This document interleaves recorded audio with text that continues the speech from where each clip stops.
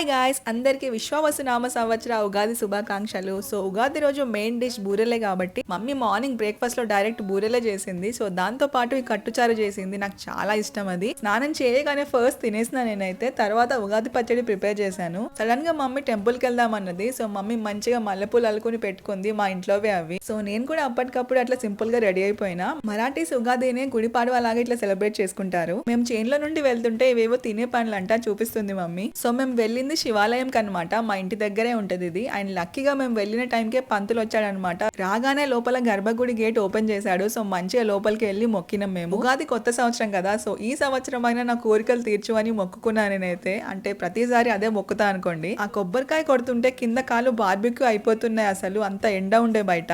ఇంకా మమ్మీ నేను గుడిలో కాసేపు కూర్చొని కొబ్బరికాయ తినేసి ఇంకా ఇంటికి వెళ్ళిపోయాము. సో వెళ్ళగానే ఫస్ట్ అందరం కలిసి ఉగాది పచ్చడి తాగేసినాం. సో అదనమాట. Do subscribe for more videos. Bye.